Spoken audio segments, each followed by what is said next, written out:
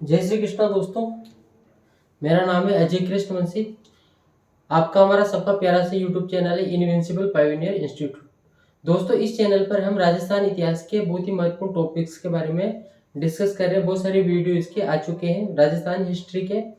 हमारा चर्चा का विषय पिछले 7-8 दिनों से चल रहा था दोस्तों, राजस्थान की प्राचीन सभ्यताएं। इसमें हम राजस्थान की बहुत सारी सभ्यताएं कवर कर चुके हैं। आज भी हम राजस्थान की कुछ सभ्यताओं के बारे में चर्चा करेंगे। तो प्रारंभ करते हैं। पहली सभ्यता है दोस्तों आज हमारी चर्चा की रेड़ सभ्यता।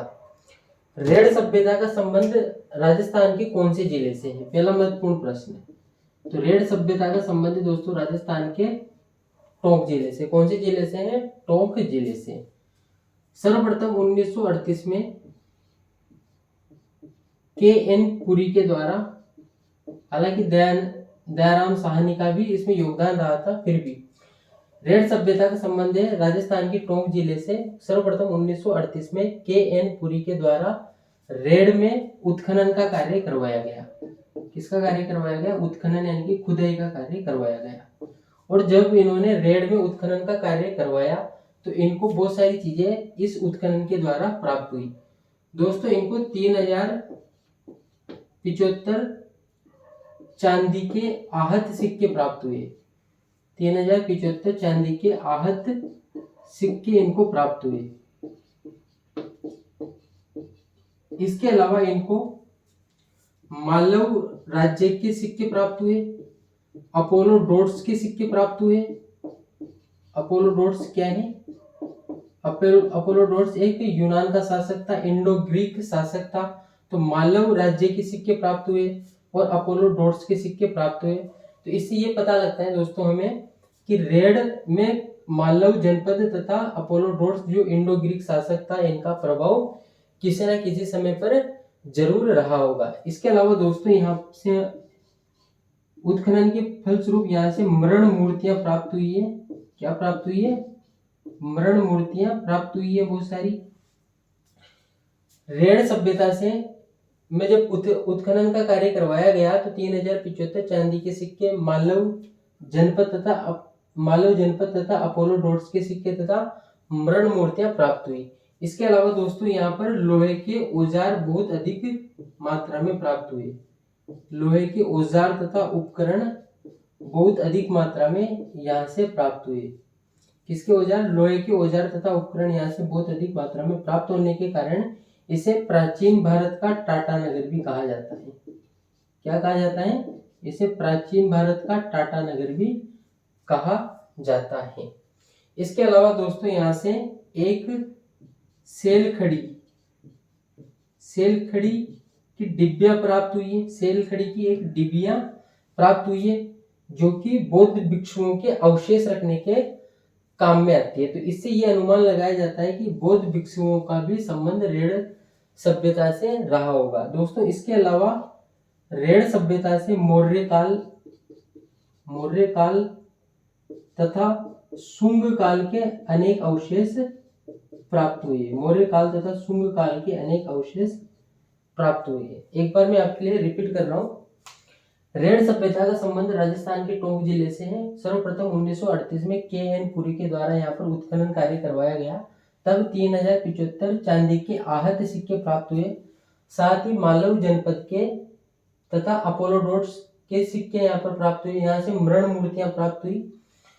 लोहे के औजार अत्यधिक प्राप्त होने के कारण इसे प्राचीन भारत का टाटा नगर भी कहा जाता है। यहाँ पर मौर्य काल तथा शुंग काल के अवशेष प्राप्त हुए। सेल खड़ी जो कि बौद्ध भिक्षुओं के अवशेष रखने के काम में आती है, वो भी यहाँ से प्राप्त हुई। इसका अर्थ यह है कि रेड़ सभ्यता का संबंध बौद्ध भिक्षुओं से भी रहा होगा। क्वेश्चन क्या बन सकते हैं?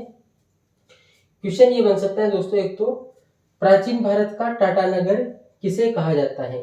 3-4 सभ्यताओं के ऑप्शन आएंगे, जैसे कालीबंगा, पीलीबंगा, गणेश्वर, आहड़, कोई भी ऑप्शन आ सकता है। लेकिन आपको ऑप्शन वो ढूंढना है जिसमें रेड़ लिखा हो। तो रेड़ सभ्यता को प्राचीन भारत का क्या कहा जाता है? टाटा नगर। एक तो ये अच्छा क्वेश्चन बनता है। दूसरा अच्छा क्वेश्चन बनता है दोस्तों, कौन सी सभ्यता के अंतर्गत 3075 चांदी के आहत सिक्के प्राप्त हुए? तो रेड़ सभ्यता से प्राप्त हुए। एक क्वेश्चन ये बन सकता है, रेड़ सभ्यता का संबंध राजस्थान के किस जिले से है?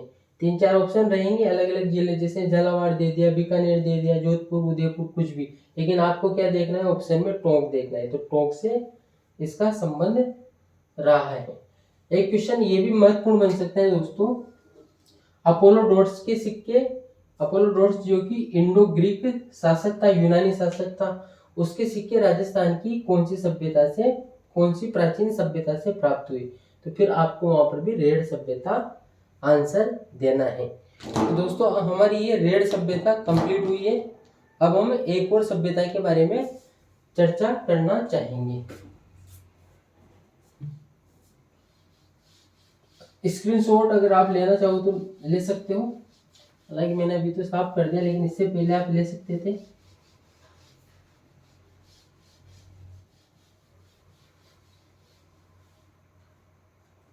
दूसरी सभ्यता की बात कर लेते हैं दोस्तों, नगर सभ्यता।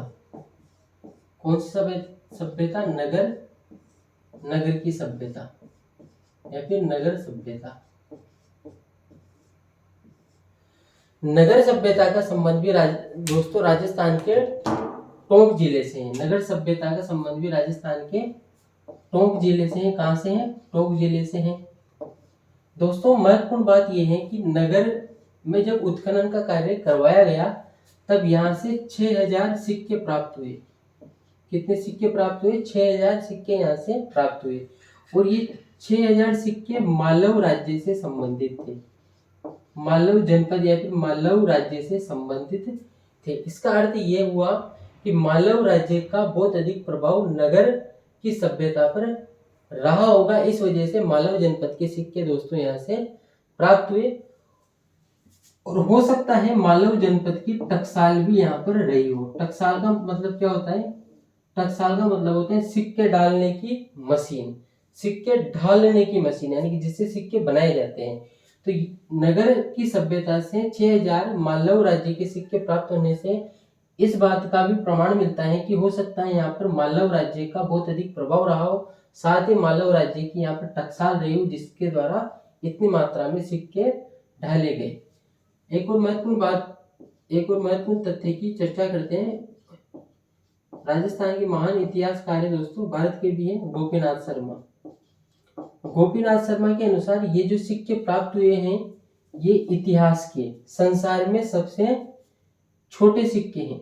सबसे छोटे सिक्के हैं, सबसे छोटे और सबसे हल्के सिक्के हैं। सबसे छोटे तथा सबसे हल्के सिक्के हैं। हल्के मतलब कम वजन के, बहुत कम वजनी सिक्के हैं। गोपीनाथ शर्मा के अनुसार नगर की सभ्यता से जो सिक्के प्राप्त हुए हैं वो ऐतिहासिक रूप से संसार के सबसे छोटे तथा सबसे हल्के यानी कि कम वजनी सिक्के हैं, और ये सिक्के मालव राज्य से संबंधित हैं। इसके अलावा दोस्तों नगर की सभ्यता में लाल रंग के मृद भांड मिले हैं। लाल रंग के क्या मिले हैं? यहाँ पर मृद भांड भी मिले हैं। साथ ही यहाँ पर मटके मिले हैं, कलात्मक मटके मिले हैं। यहाँ पर क्या मिले हैं? कलात्मक मटके मिले हैं। कलात्मक मटके मिले हैं। इन कलात्मक मटकों में दोस्तों अनाज भरा जाता था। क्या भरा जाता था? अनाज भरा जाता था। नगर की सभ्यता से लाल रंग के मृद भांड यानी कि मिट्टी के जो पात्र होते हैं वो प्राप्त होते हैं। इसके अलावा कलात्मक मटके भी यहाँ से प्राप्त होते हैं, जिनका उपयोग अनाज भंडारण के लिए किया जाता था। दोस्तों नगर सभ्यता से शुंग काल की महिषासुर मर्दिनी की मूर्ति मिलती है। महिषासुर मर्दिनी की मूर्ति प्राप्त होती है। एक बार फिर रिपीट करता हूं आपके लिए। नगर की सभ्यता जो कि टोंक में स्थित है, वहां से शुंग काल की महिषासुर मर्दिनी की मूर्ति प्राप्त होती है। इसके अलावा दोस्तों यहाँ से कुषाण काल,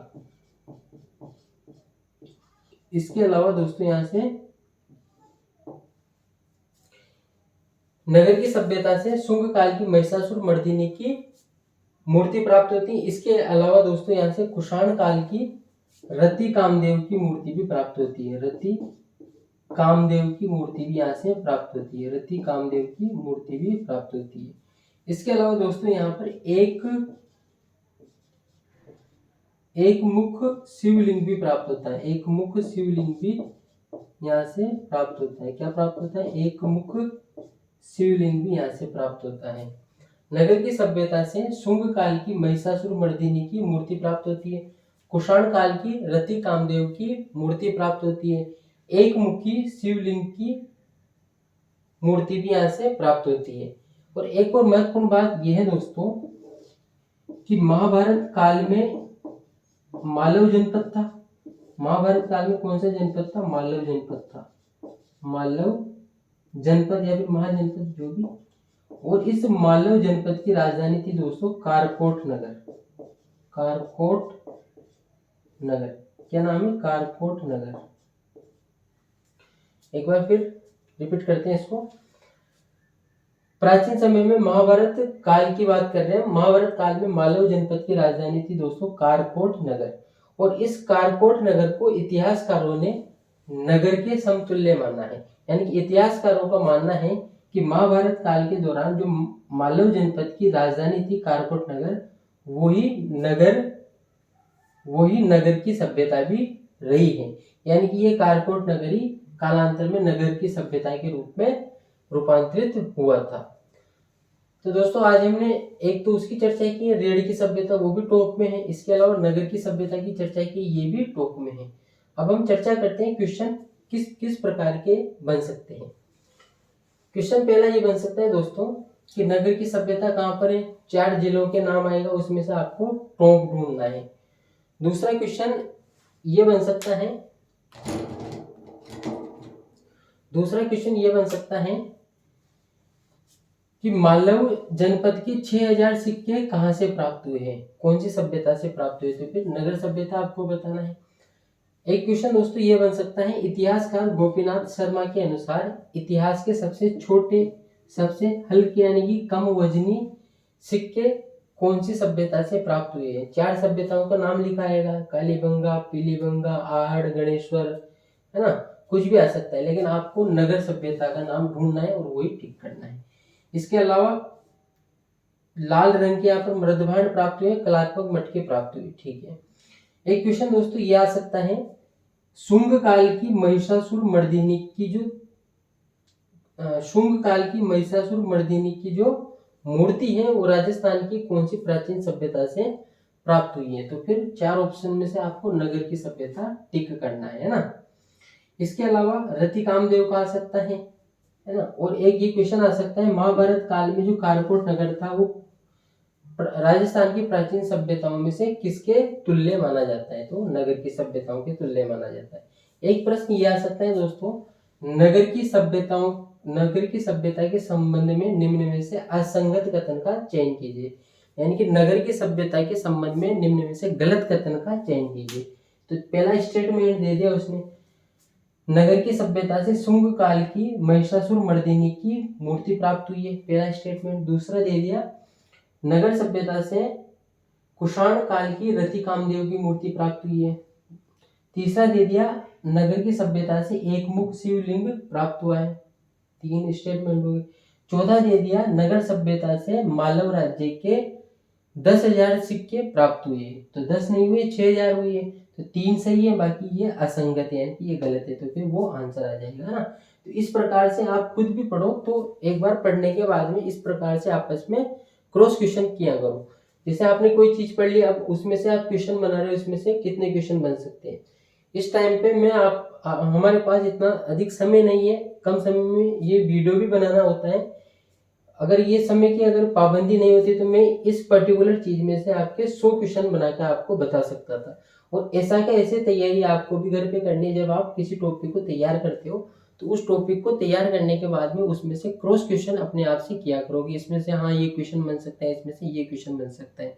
तो आपकी क्वेश्चन की प्रैक्टिस वहीं पर हो जाएगी घर पे। जब आप एग्जाम देने जाओगे तो वहां पर वो क्वेश्चन आपको हेजिटेज मिल जाएगा। तो उससे क्या होगा कि असहजता महसूस नहीं होगी, आसानी से आप उस क्वेश्चन को कम समय में कर सकते हो। जब आप क्वेश्चन को कम समय में कर लोगे तो आपके पास OMR भरने का पर्याप्त समय होता है। अभी रीट के पेपर में क्या चीज़ देखने को मिली है, OMR बनने में बहुत सारे बच्चों के समस्या आई है। वो क्यों आई है? क्योंकि क्वेश्चन प्रैक्टिस स्लो है। क्वेश्चन प्रैक्टिस स्लो होने के कारण क्वेश्चन करने में ज़्यादा समय ले लिया, उधर OMR के लिए समय कम पड़ गया। तो फिर अपने को क्या करना है, क्वेश्चन प्रैक्टिस खूब सारी करनी है ताकि क्वेश्चन पर एक कमांड हो। क्वेश्चन पढ़ा आंसर टिक किया, क्वेश्चन पढ़ा आंसर टिक किया, इस प्रकार की आपकी रणनीति होनी चाहिए। उसके बाद में OMR भरने के लिए पर्याप्त समय होना चाहिए, लेकिन आपकी क्वेश्चन प्रैक्टिस उस लेवल की होनी चाहिए। मैं हमेशा से कहता हूँ, पहले भी बोल चुका हूँ, फिर मैं बोल रहा हूँ, कोई भी एग्जाम पास करना दोस्तों आपके ज्ञान का मापन नहीं है। कोई भी एग्जाम पास करना हमेशा आपकी रणनीति का मापन है। ज्ञान का प्रदर्शन आप नौकरी लगने के बाद भी कर सकते हो। तो एक विशेष रणनीति के साथ आप जो भी एग्जाम देने जा रहे हो राजस्थान का, उसकी तैयारी कीजिए। विशेष रणनीति होनी चाहिए जिसमें क्वेश्चन प्रैक्टिस की प्रधानता होनी चाहिए, ताकि आपको वहाँ पर एग्जाम में जब आप क्वेश्चन देखो तो वहाँ पर अनकंफर्टेबल महसूस नहीं हो। और बाजार में अगर OMR शीट मिलती है तो सप्ताह में एक बार OMR शीट की प्रैक्टिस भी आपको कर लेनी चाहिए। उम्मीद करता हूँ ये पर्टिकुलर सेशन, पर्टिकुलर क्लास आप सबके कॉम्पिटिटिव एग्जाम के लिहाज से महत्वपूर्ण रहेगी। अगर आपने वीडियो को शुरू से अंत तक देखा है तो निश्चित तौर पर आप बधाई के पात्र हो। थैंक यू वेरी मच, धन्यवाद। मिलते हैं इसके बाद में नेक्स्ट वीडियो में कुछ अन्य राजस्थान की प्राचीन सभ्यताओं के साथ। धन्यवाद।